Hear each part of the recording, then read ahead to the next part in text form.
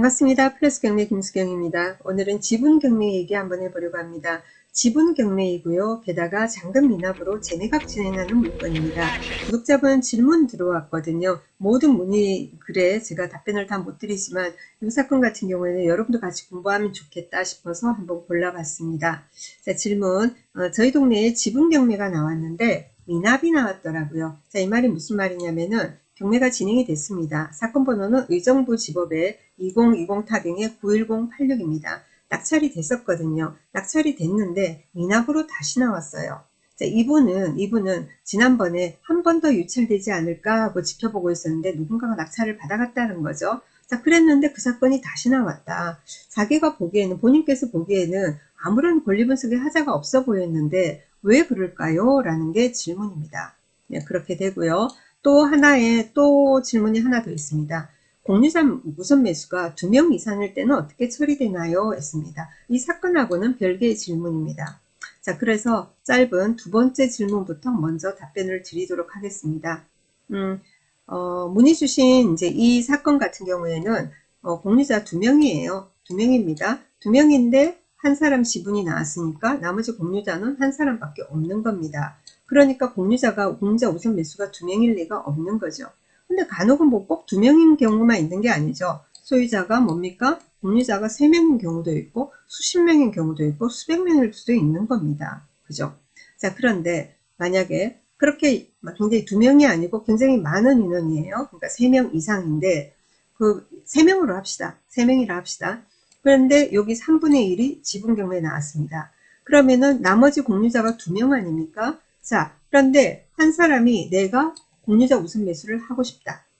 근데 나머지 한 사람도 나도 하고 싶다. 그럴 수 있지 않습니까? 자, 그런 경우에 어떻게 되느냐라는 이제 질문인 거죠. 자, 그거는 뭐냐면은 두 사람 다 공유자 우선 매수를 할 수 있습니다. 뭐 가위바위보 하는 것도 아니고 추첨하는 것도 아니고 선착순도 아니고 금액을 높게 불러서 하는 것도 아니고 그냥 둘 다 할 수 있어요. 둘 다 할 수 있습니다. 자, 그래서 두 사람 다 공유자 우선 매수를 할 수 있고 요 지분을 가지고 요 나머지 두 사람이 똑같은 지분율을 가지고 있다면은, 그죠? 예를 들면 이 사건이 3분의 1, 3분의 1, 3분의 1 지분을 가졌는데 3분의 1이 경매가 나왔다. 그럼 나머지 3분의 1, 똑같은 3분의 1 지분을 가진 사람이 낙찰을 받았다면 요 3분의 1을 어떻게 해요? 딱 반씩 나눠 가지게 되는 겁니다. 그렇게 되는데 예를 들면 그런데 그게 아니라 한 사람의 지분이 굉장히 지분율이 커요. 지분이 많아요. 나머지는 조금만 가지고 있어요. 그렇다면은 안분하게 됩니다. 여러분 저기 그 경매 배당에서 안분 배당이라는 거 아시죠? 채권 같은 경우에 가압류 같은 거 그런 것은 뭡니까? 안분 배당을 하지 않습니까? 그 비율만큼이에요. 똑같이 그러면은 공유자 우선 매수도 똑같은 원리입니다. 어떤 사람은 지분을 4명이라고 우리가 가정을 해봅시다. 4명 4명이 아니라 공유자가 3명이라고 합시다. 3명인데 한 사람은 4분의 1을 가지고 있고 그래서 한 사람은 2분의 1을 가지고 그러니까 4분의 2죠. 가지고 있고 한 사람 4분의 1 가지고 있고 이럴 수도 있겠죠. 자, 그런 경우에 4분의 1이 경매에 나왔습니다. 그럼 이 사람도 공유자 우선 매수를 하고 이 사람도 해요. 자, 그러면은 요걸 가지고 어떻게 나눠 가지겠습니까? 그럼 2대 1로, 그죠? 그 지분율만큼 안분해서 가질 수 있는 겁니다. 그래서 이제 참고로 하시고요. 여기에 대해서는 답변을 드렸습니다. 그러면은 문의 주신 해당 사건 같이 한번 보도록 하겠습니다. 매각기일이 12월 15일입니다. 의정부지법 본원이고요. 2020 타경의 91086입니다.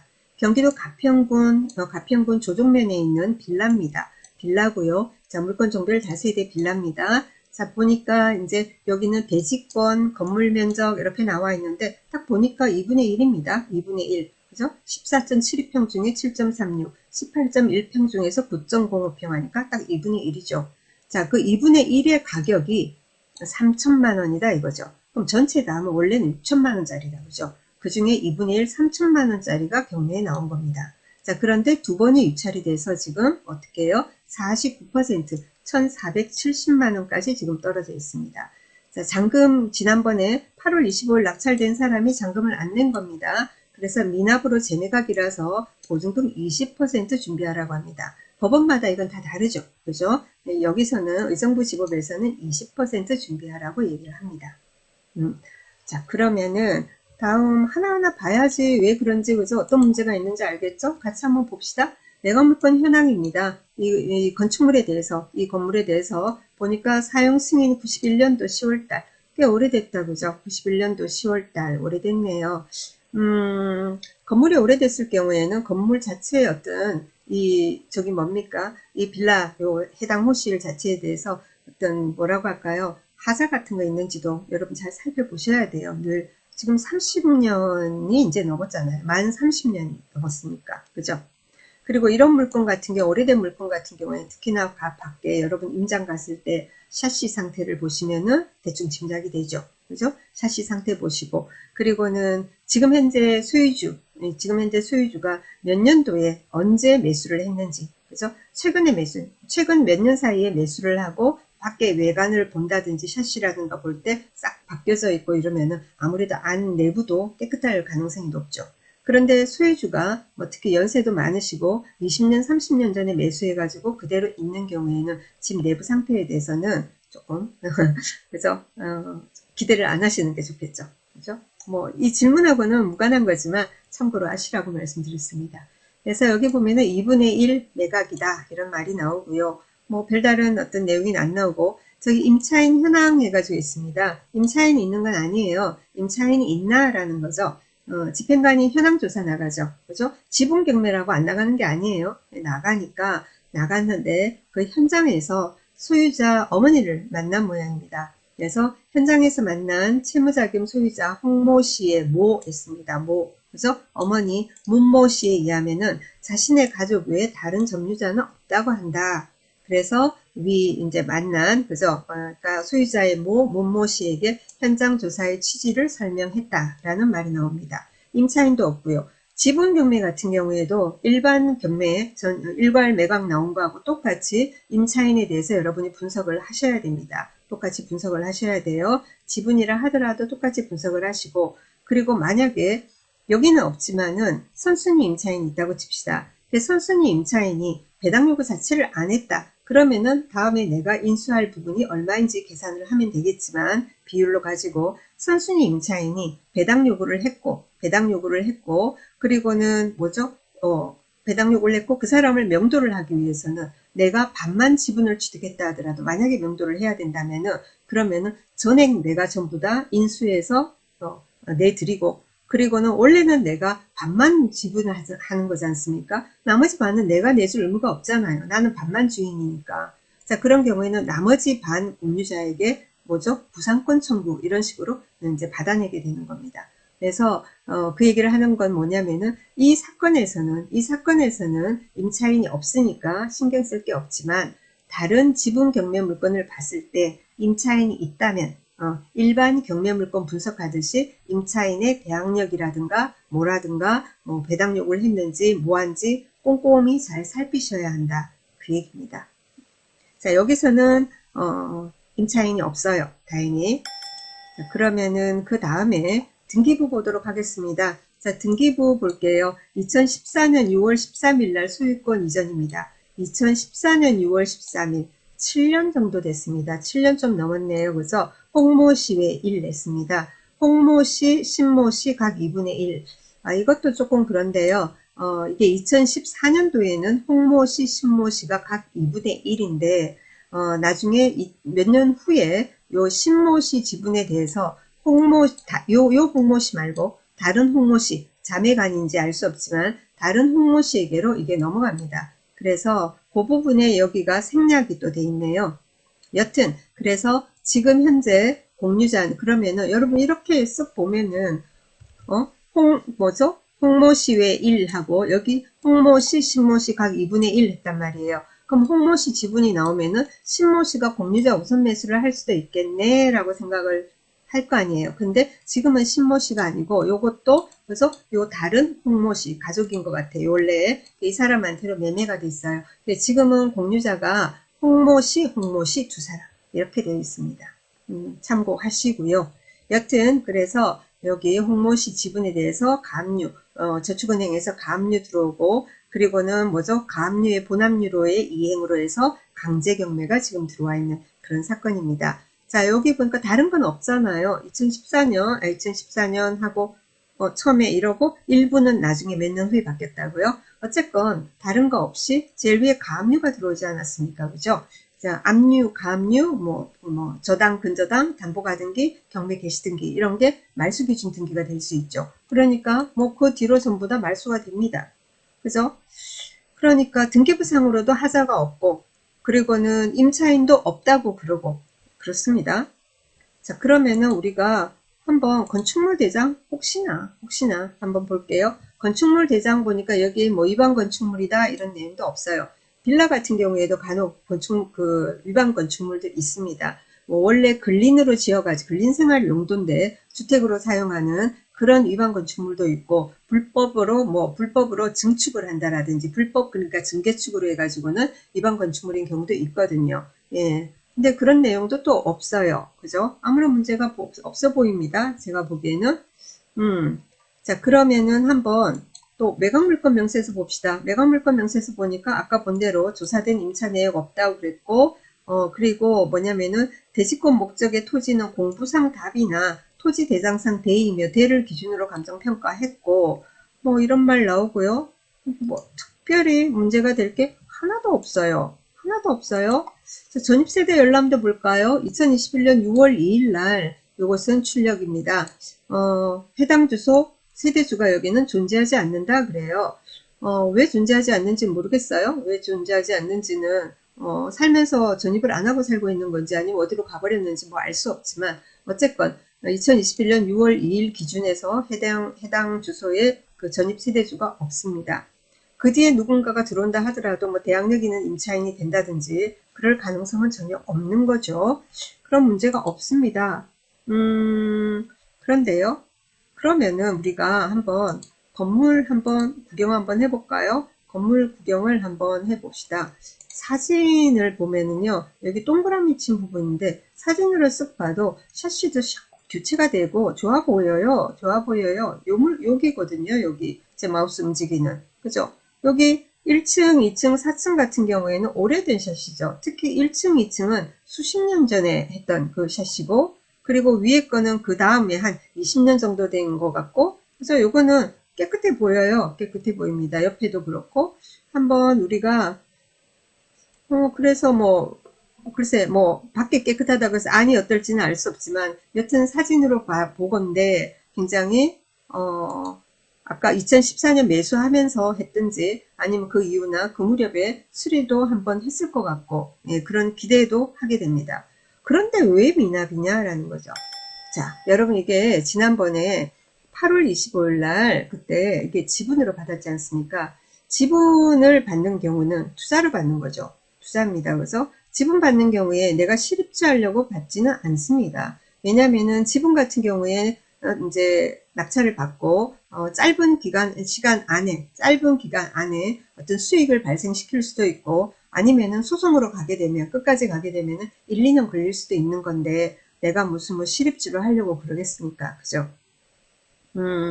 그러면은 수익을 발생시키는 방법이 여러 가지가 있겠죠. 네, 가장 여러분이 원하는 거는 뭡니까? 그래서 내가 낙찰받은 거를 그쪽에서, 그래서 조금, 수고비조로 웃돈을 얹어주고, 그죠? 그쪽에서 다시 매수를 하는 겁니다. 그죠?